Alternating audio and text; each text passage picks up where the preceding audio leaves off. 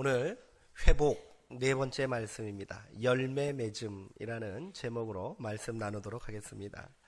오늘날 신앙생활을 하는 우리들에게 한 가지 큰 오해가 있습니다. 저는 이것은 굉장히 심각하다고 생각을 합니다. 어떤 것이냐면 오직 믿음으로만 구원받는다, 이런 생각입니다. 물론 틀린 말은 아닙니다. 그런데 믿음에 대한 사고가 너무 편협하다는 거예요. 지적으로 동의하고 내가 예수 그리스도를 알고 또 말씀을 알고 또 이 정도 차원에서 믿음의 그런 한계를 규정짓다 보니 믿음의 열매인 행위에 대한 왜곡된 인식을 갖게 된 거예요. 종교개혁가인 마틴 루터의 영향도 크겠지요. 그러나 루터의 종교개혁의 기치를 조금 더 깊이 있게 들여다본다면 루터 역시 믿기만 하면 된다고 말하지 않아요. 믿음에 합당한 열매가 있어야 한다, 이것을 분명히 강조하고 있습니다. 그런데 오늘 우리의 신앙과 고백이 그러하지 못하다는 게 저는 문제라면 또 심각한 문제가 될 수 있다, 이런 생각을 해봅니다.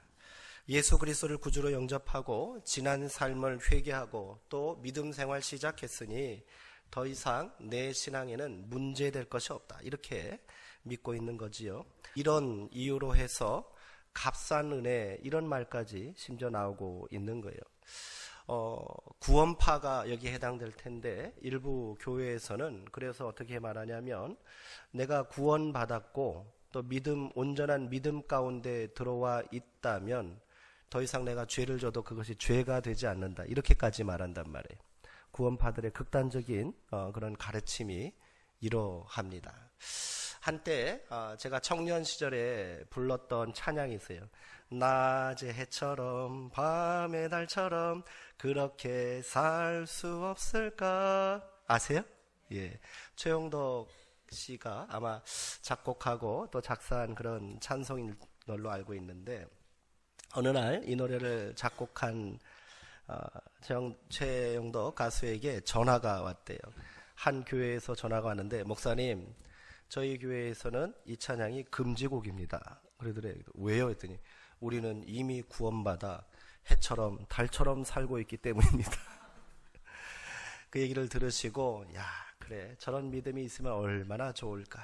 그런데 그것이 굉장히 안타깝고 씁쓸하게 들려왔다는 거예요. 자신은 캠퍼스에 엎드려서 그 많은 영혼들을, 그리고 그들을 구원해야 하는데 내가 먼저 변화받지 못하고 그들 앞에 지도자로 섰지만 온전한 모습이 되지 못함으로 인하여 가슴을 치면서 통곡하면서 이 노래를 만들고 또 불렀는데, 이렇게 또 고백하는 사람들도 있으니 내가 기뻐해야 할지 감사해야 할지 모르겠다, 이렇게 말했던 것을 들었던 적이 있습니다. 구체적인 삶의 변화와 열매가 없으니 어쩌면 문제입니다. 한국교회가 구원의 확신에만 집착한 결과입니다. 여기서 멈춘다면 우리는 아직 신앙생활을 시작하지도 않은 것입니다. 목사들에게 또 강단에서 말씀을 선포하는 자들에게 먼저 1차적인 책임이 있다고 생각합니다. 열매 맺는 삶을 이야기하다 보면 나의 삶을 아프게 지적하는 말씀이 선포돼야 하고요. 내가 죄인임을 고백해야 되고 다시 회개하는 결단이 있어야 되고 삶의 여러 가지 것들을 포기하고 내려놓는 그런 행함이 있어야 되는데, 이런 말씀 선포하기가 쉽지가 않다는 거예요. 복 받으십시오, 은혜 누리십시오, 구원 받으십시오, 이런 설교에 너무도 익숙해져 있는 것이 오늘 우리의 현실입니다. 그러나 오늘 우리는 말씀에 대해서 또 주님의 명령에 대해서 오늘 올바르게 응답하는 역사가 있기를 소망합니다. 회개란 무엇입니까? 자신이 죄인임을 깨닫고 자기 죄를 고백하는 것에 머무른다면 그것은 온전한 회개가 아닙니다. 회개의 성경적인 의미는 방향을 바꾸다라는 거예요. 지금까지 걸어왔던 삶의 방향이 잘못됐음을 깨달았더니 어떻게 되는 거예요? 아이고, 내가 잘못 왔구나. 그렇게만 생각한다면 아무런 열매가 없잖아요. 어떻게 해야 돼요? 방향을 바꾸어서 더디지만 때로는 손해보는 것 같지만 옳은 길로 되돌아오는 것이 회개란 말이에요. 그러기에 회개에는 반드시 무엇이 수반되는 거예요? 열매가 있어야 된다는 거예요. 누가복음에서 세례 요한은 자신에게 세례를 받으러 나온 수많은 무리들을 향하여 이렇게 말했습니다. 회개에 합당한 열매를 맺으라. 회개에 합당한 열매를 맺어야 한다고 말해요. 그리고 무리들에게 구체적으로 회개의 열매가 무엇인지를 선포하였습니다. 믿음은 더더욱 열매가 있어야 하겠지요.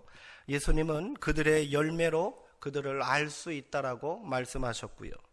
더 무서운 말씀은 나더러 주여 주여 하는 자마다 다 천국에 들어갈 것이 아니다. 다만 하늘에 계신 내 아버지의 뜻대로 행하는 자라야 들어갈 것이니라. 이렇게 말씀합니다. 여기서 아버지의 뜻대로 행한다는 말이 무엇입니까? 열매 맺는다는 말은 아니겠습니까? 오늘 함께 읽은 요한복음의 본문도 마찬가지입니다. 말씀을 나누면서 우리가 어떻게 신앙의 열매를 맺을 수 있을지 깊이 새기는 시간 되기를 주님의 이름으로 축원합니다. 너무 긴장하지 마시고요. 요한복음 15장의 본문은 예수님께서 마지막 고별 설교 하시는 중에 하신 말씀입니다. 제자들에게 마지막 고별 설교를 하는 거예요. 어떻게 보면 유언과도 같은 말씀이고 고별 담화 같은 성격의 말씀입니다. 오늘 15장의 본문은 특별히 그 후반부에 해당되는 말씀입니다. 예수님의 마지막 고별 설교는 요한복음 13장 31절에서 시작됩니다. 전반부에는 두 가지 주제를 다루고 있어요. 이 부분에서는 예수님께서 제자들의 곁을 떠날 시간이 임박했음을 말씀해 주십니다. 그리고 또한 자신이 떠남이 제자들에게 두려움이 되고 당혹스러움이 되겠지만 오히려 그것은 하나님의 약속이 성취되는 길임을 제자들에게 말씀하시고 그들을 위로해 주셨습니다. 이어지는 고별 설교 후반부 가운데 하나의 본문은 포도나무와 그 가지의 비유예요. 후반부 말씀에 가장 중심되는 말씀이 바로 포도나무 비유의 말씀입니다. 예수님께서는 이를 통해 제자들에게 열매 맺는 신앙의 원리를 말씀해 주고 계십니다. 고별 설교 전반부가 위로적인 측면의 말씀이었다면 후반부는 제자들에게 주어진 사명을 일깨우는 말씀입니다. 예수님은 비유를 통해 제자들의 새로운 정체성과 분명한 목표 그리고 그 목표를 위한 적절한 원리를 자연스럽게 연결하며 설명하고 계십니다. 예수님께서는 제자들에게 열매 맺는 것을 그들의 목표로 제시하고 계십니다. 포도나무 가지는 열매 맺기 위하여 존재하듯이 제자들의 신앙도 열매를 맺어야 합니다. 그렇다고 그것이 제자들의 전적인 헌신과 희생과 노력의 열매라고 말하고 계시지 않습니다. 열매 맺는 것이 제자들에게만 달려있는 문제가 아니라는 의미예요. 만약 그렇다면 제자들로서는 감당하기 버거운 엄청난 짐을 하나 지고 있는 것이고 그 열매 맺는 것이 기쁨이 아니라 짐처럼 수고로운 일처럼 다가올 것입니다. 포도나무는 전통적으로 이스라엘의 정체성을 보여주는 상징입니다. 이사야 5장이 그 대표적인 본문입니다. 이스라엘은 하나님의 포도밭, 포도원이었습니다. 포도원 지기는 누구셔요? 하나님이시겠지요. 하나님께서는 포도원을 위하여 최선을 다하셨어요. 이사야 5장의 그 포도원 노래를 살펴보면 하나님께서 그 거친 땅에 돌을 다 골라내시고 그 땅을 옥토로 만드시고 그곳에 포도나무를 심었다는 거예요. 그런데 그 포도나무는 보통 포도나무가 아니에요. 극상품 포도나무를 심었대요. 최고 좋은 포도나무를 그곳에 심었어요. 그리고 정성을 다하여 가꾸셨습니다. 당연히 포도원 주인은 포도원지기 농부는 무엇을 요구했겠어요? 무엇을 소망했겠습니까? 이 극상품 포도나무에서 좋은 포도가 열리기를 바랐겠지요. 그런데 이스라엘은 하나님께서 기대한 열매를 맺지 못했습니다. 하나님께서는 이들을 향하여 내가 좋은 포도 맺기를 바랬는데, 이렇게 기다렸는데 어찌하여 하나도 먹을 수 없는 들포도가 열려 있느냐, 분노하십니다. 분노하신 하나님께서는 이 포도원을 보호하기 위해서 쳐두었던 울타리를 다 걷어내시고 담을 허물어 버리시겠다 말씀하십니다. 그리고 그 밭이 짓밟히게 내버려 두시겠다고 말씀하셨어요. 그리고 그곳은 더 이상 포도가 자라는 좋은 땅이 아닌, 축복의 땅이 아닌 가시떨기와 찔레가 무성한 황무지가 될 것이라고 말씀하십니다. 하나님의 무서운 심판에 대한 예고입니다. 이스라엘은 자기 자신을 위하여 존재하기보다는 그것을 심고 돌보는 주인 되시는 하나님을 위해 존재해야 함을 잊었기 때문에 이런 비극을 자초한 것입니다. 예수님은 본문에서 자신이 참 포도나무이고 제자들은 그의 가지라고 말씀하십니다. 새로운 정체성을 선포하고 계시는 거예요. 새 예루살렘의 정체성과 사명을 그저 제자들에게, 우리들에게만 맡겨놓으신 것이 아니라 자기 자신 안에서 이것이 실현될 것이라고 약속하고 계시다는 거예요. 과거 이스라엘이 실패를 반복한 것과 달리 예수님은 자신이 참 포도나무로서 선한 열매를 맺는 자로 선언하고 계십니다. 너희가 포도나무다 말씀하지 아니하시고 뭐라고 그러셨어요? 내가 포도나무다 말씀하신 거예요. 너희는 가지이다. 엄청난 축복의 말씀이고 놀라운 변화의 말씀인 줄 믿으시기 바랍니다. 한마디로 예수님은 뭐라고 하시는 거예요? 제자들과 오늘 우리들과 이 믿음의 백성들과 운명을 같이 하시겠다는 결단입니다. 우리가 열매 맺지 못하면 결과적으로 누가 열매 맺지 못하는 거예요? 포도나무 대신 예수님께서 열매 맺지 못하는 것이기에 예수님께서는 끝까지 최선을 다하여 우리가 열매 맺게 하신다는 것을 기억하시기 바랍니다. 내가 포도나무가 될 터이니 너희는 나에게 붙어있는 가지가 되어라. 이리 말씀하신 거예요. 이제 더 이상 어떻게 열매를 맺어야 할까 고민할 필요가 없습니다. 과연 내가 열매 맺을 수 있을까 두려워하지도 말고 그저 나에게 단단히 붙어만 있어라 용기를 주고 계십니다. 본문은 제자들에게 새로운 정체성과 신앙의 목표를 선포하시면서 이를 이루기 위한 간결하지만 확실한 원리를 제시하고 계십니다. 열매 맺는 원리예요. 그것이 무엇일까요? 먼저 열매 맺는 가지는 농부의 보살핌을 받듯이 제자들은 또 오늘 우리는 하나님의 돌보심을 받아야 한다는 거예요. 즉 가지를 보살피는 일은 아버지의 손에 달려있다는 겁니다. 하나님께서 직접 우리를 지금 돌봐주시고 열매 맺을 수 있도록 가꿔주신다는 말씀입니다. 오늘 요한복음 본문 15장 2절의 말씀을 우리 한번 읽어보도록 하겠습니다. 무릇 내가 붙어있어 열매를 맺지 아니하는 가지는 아버지께서 그것을 제하여 버리시고 무릇 열매를 맺는 가지는 더 열매를 맺게 하려 하여 그것을 깨끗하게 하시느니라. 아멘. 아멘. 본문의 표현대로 하나님은 열매 맺지 아니하는 가지는 제거해 버리시고요. 또 열매가 많은 가지는 그것이 더 열매를 맺도록 깨끗하게 해주신다 말씀하십니다. 풍성하고 좋은 열매를 맺기 위해서는 가지치기가 필요하단 말입니다. 신앙의 열매도 마찬가지입니다. 불필요한 가지를 잘라내는 연단의 과정이 필요합니다. 여기서 중요한 것은 가지치기는 스스로 하는 것이 아니란 말이에요. 가지가 하는 게 아니에요. 능숙하고 지혜로운 농부 되신 하나님께서 하실 일인 줄 믿으시기 바랍니다. 우리는 그저 하나님을 신뢰하고 자신을 온전히 하나님의 손에 내어 맡기고 순종만 하면 되는 거예요.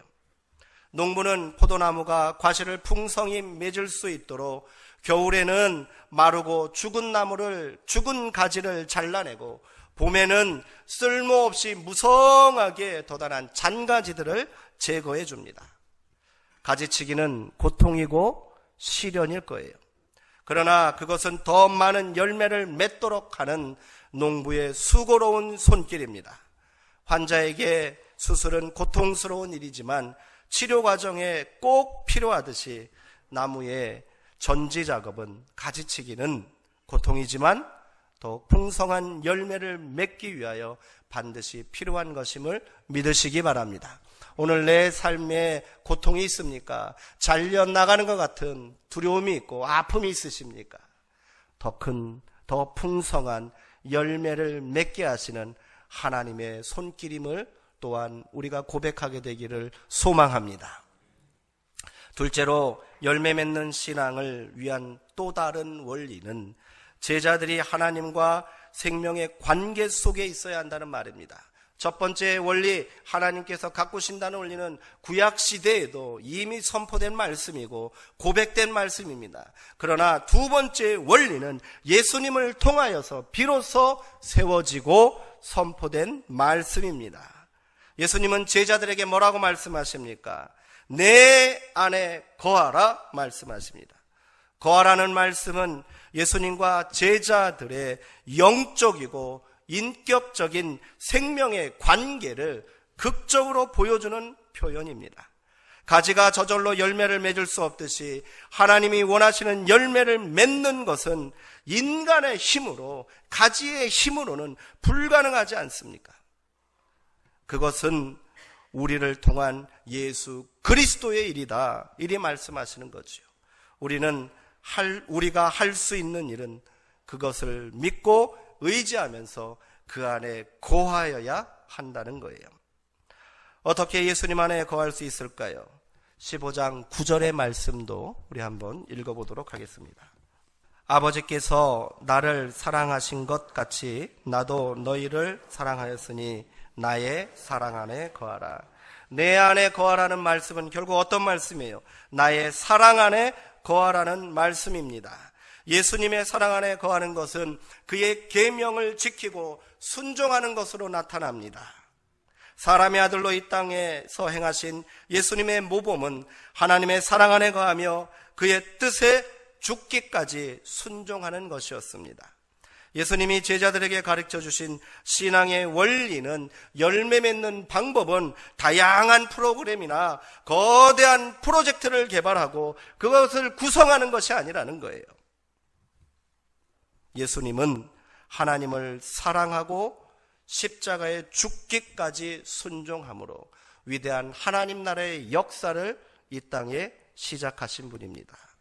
그리하였듯이 제자들도, 오늘 우리도 그렇게 하라고 말씀하고 계십니다. 열매를 맺으려면 가지가 나무에 붙어 있어야 합니다. 아무리 잘 다듬어진 가지라 해도 나무에 붙어 있지 않고 부러져 떨어져 나간다면 절대로 그곳에 열매가 맺히지 않습니다. 하나님은 농부이고 예수님은 참 포도나무요, 우리는 그 가지입니다. 가지는 나무에 붙어 있어야 영양을 공급받고 생명을 유지하여 열매 맺을 수 있습니다. 우리는 주를 떠나서는 아무것도 할 수 없습니다. 가지가 줄기에서 떨어지면 곧 말라 죽고 마는 거예요. 혼자 힘으로 살아보겠다고 하는 가지는 자신의 실수를 금방 깨닫게 될 것입니다. 곧 시들어버리고 죽어서 불에 던져져 쓸모없는 존재로 전락하고 말 것입니다. 오늘 내 삶에 우리의 신앙에 열매가 없다면, 때로는 나에게 왜 이런 실패와 고통이 오느냐고 우리가 그것을 돌아보게 된다면 오늘 말씀을 기억하시기 바랍니다. 내가 예수님 안에 거하고 있는지, 내가 포도나무 대신 예수님께 단단히 붙어 있는지 돌아봐야 된다는 거예요. 내가 나무라고 착각했기 때문에 실패하고 넘어진 겁니다. 내가 열매 맺어야 하고 내 안에 무언가 있어야 되겠다고 생각하기에 우리는 말라가고 있다는 것을 기억하셔야 합니다. 우리는 자신의 정체성을 바로 알아야 합니다. 나는 나무가 아니고 가지임을 잊지 말아야 합니다. 혼자 힘으로 할 수 없으며 반드시 나무에 단단히 붙어 있어야 합니다. 엄청난 축복의 말씀인 줄 믿으시기 바랍니다. 우리가 들포도나무에 붙어 있는 것이 아니라 참포도나무에 붙어 있습니다. 우리가 가시나무에 붙어 있는 것이 아니라 예수 그리스도에게 붙어 있음을 감사하시기 바랍니다. 이것이 축복이고 은혜일진데 어찌 우리가 열매 맺지 않을 수 있단 말입니까? 세 번째로 열매 맺는 신앙은 기도에 달려 있습니다. 예수님은 제자들에게 기도하라고 말씀하십니다. 우리 15장 7절의 말씀도 함께 읽어보겠습니다. 너희가 내 안에 거하고 내 말이 너희 안에 거하면 무엇이든지 원하는 대로 구하라. 그리하면 이루리라. 아멘. 예수님은 제자들에게 기도하라고 명령하십니다. 너희가 내 안에 거하고 내 말이 너희 안에 거하면 무엇이든지 원하는 대로 구하라. 그리하면 이루리라. 우리가 기도에 전념해야 하는 이유가 바로 여기 있는 거예요. 예수님 안에 어떻게 거할 수 있느냐는 거예요. 예수님 안에 어떻게 붙어 있을 수 있느냐는 거예요. 기도해야 된다는 겁니다. 열매 맺는 신앙을 위해서 반드시 포도나무 되시는 예수님께 붙어 있어야 하는데 그 또한 나의 노력과 능력으로 되는 것이 아니기 때문에 기도해야 하는 것이지요. 기도는 열매 맺는 신앙을 위해 우리가 할 수 있는 구체적인 실천 방법인 것입니다. 예수님은 많은 방법을 얘기하지 않으셨어요. 한 가지 방법만, 열매 맺는 길에 단 한 가지 방법만 말씀하십니다. 무엇입니까? 기도하라는 거예요. 여기서 기도에 대한 우리의 오해를 짚고 넘어가길 원합니다. 우리는 이 7절의 말씀의 뒷부분만 기억해요. 무엇이든지 원하는 대로 구하라. 그리하면 이루리라. 이런 말씀만 귀에 들어오는 거예요. 그래서 어떤 결과가 이루어집니까? 기도를 무슨 만능 요술 방망이처럼 생각합니다. 무엇이든지 원하는 대로 구하라 했는데 왜 안 주시느냐고 불평하고 절망합니다. 낙심합니다. 그러나 예수님께서는 기도에 대한 바른 이해를 오늘 우리 가운데 말씀하고 계십니다. 기도란 우리가 예수님 안에 거하고 말씀이 우리 안에 거할 때 응답되는 것인 줄 믿으시기 바랍니다. 나의 욕망과 필요를 채우기 위한 기도가 아닌 예수님의 뜻과 예수님의 말씀에 응답하기 위한 간절한 외침과 몸부림이 오늘 우리의 기도가 되어야 될 줄 믿습니다. 그리하면 채워주시는 거예요. 그리하면 열매 맺는 거예요. 그렇다면 우리가 맺어야 할 열매는 무엇일까요? 바울 사도는 갈라디아서에서 이에 대한 한 가지 해답을 보여줍니다. 그것이 바로 뭐예요? 우리가 잘 알고 있는 성령의 열매입니다. 바울은 갈라디아서 5장 본문에서 성령의 열매에 대하여 말하고 있습니다. 갈라디아서 5장 본문을 우리 같이 한번 다시 읽어보도록 하겠습니다. 22절과 23절의 말씀입니다. 본문 한번 띄워주시지. 함께 읽겠습니다. 오직 성령의 열매는 사랑과 희락과 오래 참음과 자비와 양성과 충성과 온유와 절제니 이 같은 것을 금지할 법이 없느니라. 아멘. 성령의 9가지 열매입니다. 그런데 여기서 우리가 주의 깊게 살펴야 할 대목이 있습니다. 분명 9가지 구체적인 열매를 말하고 있는데 바울은 이것을 성령의 열매들이라고 말하고 있지 않다는 거예요. 22절에 오직 성령의 열매들은 사랑과 희락과 화평과 오래 참음과 자비와 양성과 충성과 온유와 절제니 이렇게 말하지 않고 단수로 말하고 있어요. 오직 성령의 열매는 이 9가지가 응축되어 있는 게 열매라는 거예요. 마치 포도 열매가 어떻게 돼요? 하나의 나달로 존재하지 않고 송이가 함께 붙어 있을 때 온전한 열매가 되지 않습니까? 그것을 염두에 두시면 좋을 것 같습니다. 9가지 덕목은 각각의 열매가 아니라 하나의 열매 안에 모두 있어야 된다는 거예요. 하나라도 빠지면 열매가 안 된다는 겁니다. 그러므로 나는 오래 참는 건 좀 할 수 있어. 내가 좀 그런 거는 자신 있지. 근데 사랑은 나는 못하겠어. 이런 게 가능하다는 거예요? 그럴 수 없다는 거예요. 그럴 수 없다는 거예요. 사랑 따로, 희락 따로, 화평 따로가 아니라 이 모든 것들이 온전히 내 안에 있어야 그것이 바로 하나의 열매가 될 수 있다는 거예요. 그래서 성령의 열매, 이 9가지 이것뿐이겠습니까? 다 있어야 된다는 거죠. 우리가 이것을 기억하고 또 성령의 열매만 생각하지 마시고 사랑만 기억하지 마시고 자비와 희락만 기억하지 마시고 다 기억하고 우리 마음 가운데 새기게 되기를 원합니다. 이 시간 이거 9가지 열매 한번 외워볼게요. 제가 한번 일전에 외우는 방법 가르쳐 드렸는데 기억나세요? 하루에 한 번씩 한번 해보라고 그랬는데 잘 안 하셨죠? 다시 한번 해볼게요. 앞 글자만 따서 외우는 거예요. 제가 신대원 입시 준비할 때 이렇게 성경을 외웠었거든요. 한번 해볼게요. 사희화, 오자양충, 온절. 이렇게 하는 거예요. 다시 한번 볼게요. 사희화, 오자양충, 온절. 다시 한번 사희화, 오자양충, 온절. 하루에 한 번씩만 외우세요. 화장실 가서 2번 외우시고 그러면 일주일만 하면 절대로 안 까먹어요. 그냥 주르륵 하지 마시고 3개, 4개, 2개로 끊어서 하시래요. 다시 한번 사희화, 오자양충, 온절. 다 외우신 거예요. 이제 다 외우실 수 있죠? 네. 그래요. 어찌되었던 성령의 열매는 우리 안에 다 있어야 되는 거예요. 자비가 없는 사랑 가능합니까? 그게 어떻게 사랑이 되겠어요? 불가능합니다. 양선은 친절하다는 거예요. 친절함 없는 참된 희락, 기쁨은 존재하지 않습니다. 기쁨은 함께 나누는 건데 내 안에 양선이 없고 친절이 없는데 어떻게 기쁨이 되겠습니까? 충성함 없는 화평, 이거 위험합니다. 온유함 없는 오래 참음, 그것은 위선에 불과합니다. 모든 것을 온전히 이루기 위해 우리가 힘써야 할 것이 있는데 그 마지막이 뭐예요? 9가지 중에 마지막 그런 덕목이 있는데 그것이 뭡니까? 절제인 거예요. 절제. 그리하여 이어지는 24절에 이렇게 말해요. 그리스도 예수의 사람들은 육체와 함께 그 정욕과 탐심을 십자가에 못 박았느니라. 아멘. 절제라는 거예요. 절제란 나를 포기하고 내 생각과 욕망과 탐심을 내려놓고 가지치게 하고 잘라내는 것입니다. 예수님 안에서 벗어나려고 꿈틀거리는 욕망을 절제해야 합니다.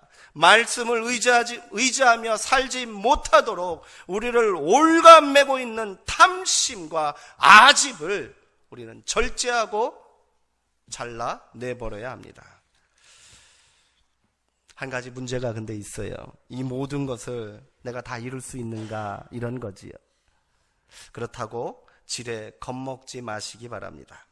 포도나무 가지가 열매 맺으면 결국 내가 혼자 애쓰고 또 고생하고 또 노력해서 이루는 것이 아니라 결국은 포도나무이신 예수님께서 하시는 것처럼 성령의 열매 또한 내가 맺는 게 아니래요. 너희의 믿음의 열매는 사랑과 온유와 이렇게 나가지 않고 오직 성령의 열매는, 바울은 이렇게 말하고 있지 않습니까? 성령이 맺는 거예요. 성령님이 우리 안에 계실 때 우리가 결실할 수 있는 것이라는 것을 기억하시기 바랍니다. 주 안에 거하고 말씀 안에 거하면 열매를 맺을 수 있는 원리처럼 우리가 성령 안에 거하고 내 안에 계신 성령의 음성에 귀기울이면 자연스럽게 열매는 자라게 되는 줄 믿으시기 바랍니다. 진정한 신앙의 회복은 열매 맺음을 통해 완성될 수 있습니다. 열매 맺지 못하는 나무는 아무짝에도 쓸모가 없다고 성경은 엄하게 경고합니다. 이제 우리의 신앙과 삶에도 열매 맺는 역사가 이루어져야 합니다. 이를 위해 오늘 말씀을 새기며 함께 결단하기를 원합니다. 먼저 내 안에 잘라내야 할 가지들을 과감하게 잘라내십시오. 여전히 미련이 남아 붙들고 있는 쓸모없는 신앙의 잔가지들을 제거해야 합니다. 내가 이거 어떻게 붙들고 있는데, 내가 이것을 어떻게 이룬 것인데 고집해서는 안 됩니다. 아무리 오랜 세월 나를 지탱해주고 나에게 위로와 만족을 주었던 것이라 할지라도 그것이 주님의 뜻이 아니라면, 그것으로는 열매 맺을 수 없다면 마땅히 우리는 그것을 잘라내야 할 줄 믿습니다. 그것이 신앙인이 마땅히 취할 것이 아니라면 미련을 버리시고 제거하셔야 합니다. 둘째로, 우리는 온전히 주님 안에 거해야 합니다. 내가 열매 맺는 것이 아니라 주님과 함께 열매 맺는 것임을 잊지 말아야 합니다. 주님 안에 거한다는 것은 주님을 내 삶의 주인으로 모시고 그와 동행하는 삶을 산다는 거예요. 예배 시간에만 주님과 함께 있는 것이 아니라, 기도 중에만 주님 안에 거하는 것이 아니라, 내가 길을 갈 때도, 내가 삶의 자리에 있을 때, 시장에 장 볼 때도, 누구와 만날 때도, 또 사업하는 자리에서도 우리는 주님과 동행하고 있음을 늘 고백하셔야 될 줄 믿습니다. 그럴 때 우리의 삶의 자리가 열매 맺는 자리가 되는 거예요. 그럴 때 우리의 일들이 축복의 통로가 되는 줄 믿으시기 바랍니다. 나는 가지예요. 이거 고백해야 합니다. 이는 신앙인으로서 정체성을 회복하는 중요한 일입니다. 세 번째, 내 안에 말씀이 거하시어 역사하시도록 말씀을 사모하시기 바랍니다. 익숙함에서 오는 말씀에 대한 편견에서 벗어나야 해요. 야, 오늘 주보 딱 보고 신앙생활 오래 하신 분들 우리 교회는 없어요. 주보 딱 보고 본문 보면 오늘 말씀 뻔하구만. 설교가 시작하면 눈부터 감습니다. 고개부터 떨궈집니다. 말씀에 사모함이 있어야 될 줄 믿습니다. 선포되는 말씀은, 우리가 묵상하는 말씀은 날마다 새롭게 해주시는 우리의 귀한 하나님의 말씀이며 명령임을 믿으시기 바랍니다. 하나님께서는 묵은 만나를 우리에게 주지 않으셨어요.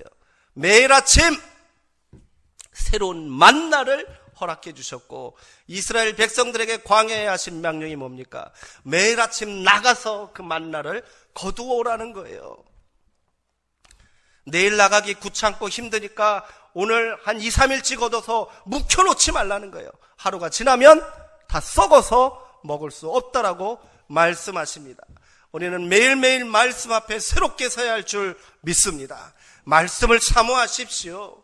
주일에 선포되는 말씀은 저만 준비하는 게 아니에요. 함께 준비해야 될 줄 믿습니다. 토요일 저녁에 기도하십시오. 오늘 선포되는 말씀을 위하여 내게 주시는 말씀을 사모하며 기도하시기 바랍니다. 기도하고 말씀의 자리, 예배의 자리에 나왔을 때 그 말씀은 나에게 살아서 역사하는 거예요.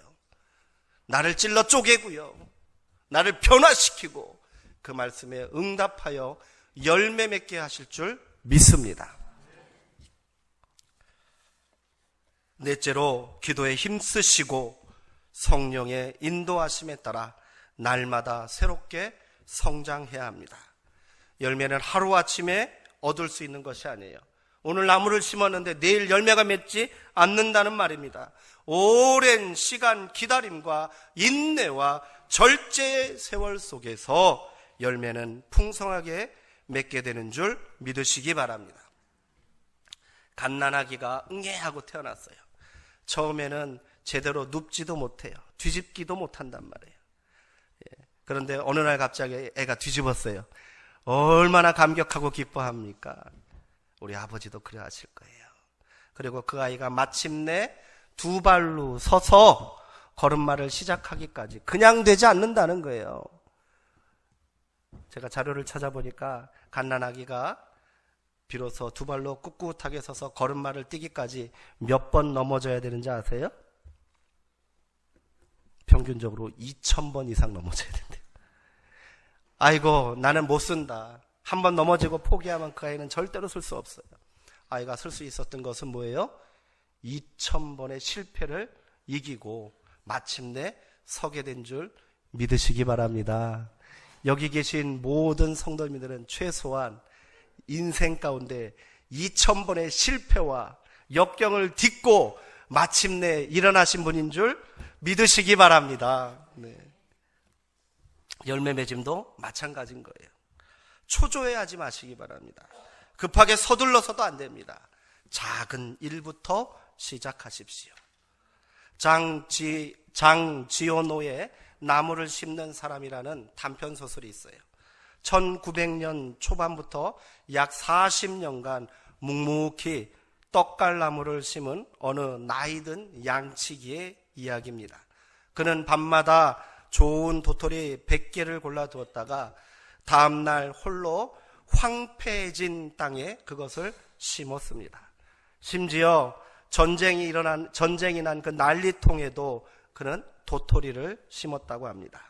자신의 땅도 아니고 자기가 할 일도 아닙니다. 다만 양치기로서 양을 몰고 다니면서 내가 이 땅을 위해서 무엇을 할 수 있는가를 생각했고 그는 도토리를 심는 일에 꾸준히 최선을 다했어요. 나중에 보았더니 이 황무지가 나무가 자라고 숲이 탄생했고요. 숲이 생기니까 물길이 만들어졌어요. 옥토로 변했고요.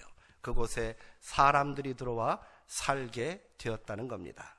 이것은 단지 소설이 아니고 실화를 바탕으로 한 이야기랍니다. 이 소설을 통해 나무를 심는 일이 미래의 희망이 될 수도 있겠다, 그런 생각을 해봤습니다. 나라를 위한 엄청난 일, 교회를 위한 엄청난 일, 이 나라와 민족과 사회를 위하여 엄청난 일은 아주 거창한 큰 일을 하는 게 아니라 이처럼 자신이 할 수 있는 작은 일을 통하여서도 이루어질 수 있다는 것을 기억하시기 바랍니다. 이 책의 주인공이고 또 실제 인물인 엘자르 부피에는 40년 동안 그렇게 도토리를 심어서 마침내 2억 그루 이상의 나무를 심었다고 합니다. 당장의 성과가 없다고 바로 포기해서는 아무런 열매도 없습니다. 세례 요한은 어떻게 해야 회개에 합당한 열매를 맺을 수 있느냐고 질문하는 무리들에게 구체적이고 아주 작은 실천 과제를 제시합니다. 무리들에게 이렇게 옷 2벌 있는 사람이 있느냐? 1벌은 없는 사람에게 나누어줘라. 먹을 것도 그리해라. 세리들이 말합니다. 우리는 어떻게 열매 맺겠습니까? 너희에게 정해준 바가 있지 않느냐? 딱 그것만 부과해서 세금을 거두라. 군인들이 말합니다. 우리는 어찌해야 합니까? 너희가 협박하거나 속임수를 써서 남의 물건을 착취하지 말고 너희가 받는 봉급에 만족하며 살면 된다. 이게 열매 맺는 거라는 거예요. 오늘 내가 주님과 함께 맺을 열매는 무엇입니까? 하나님께서는 단번에 거대한 숲을 만들라고 우리 가운데 요구하지 않으십니다. 그저 오늘 하루 작은 도토리를 심으라고 말씀하고 계신지도 모르겠습니다. 오늘 실망하고 미워했던 사람에게 먼저 찾아가셔서 작은 사랑을 실천하십시오. 사소한 일과 작은 성취에도 기쁨을 고백하십시오. 다툼과 시비가 있던 사람에게 화평의 손을 먼저 내미십시오. 분노가 치밀어 올라도 한 번 더 참으십시오. 작은 연민의 마음이 일어났다면 할 수 있는 대로 자비를 베푸십시오. 손해를 볼 것이 뻔해 보여도 모든 일에 선을 행하십시오. 작은 감동과 깨달음을 받았다면 받은 말씀에 충성하십시오. 아무리 이해할 수 없는 행동을 하는 사람에게도 온유함으로 용납하십시오. 다시 옛 습관과 욕망이 고개를 내민다면 또 한 번 절제하십시오. 이를 통하여 우리는 온전한 신앙의 열매, 성령의 열매를 맺을 수 있게 될 줄 믿습니다. 말씀 가운데 거하시면서, 주님 안에 거하시면서, 기도로 거하시면서 성령에 순종하시면서 우리 모든 신앙의 삶이 열매 맺는 풍성한 삶이 되기를 주님의 이름으로 축원합니다. 기도하겠습니다.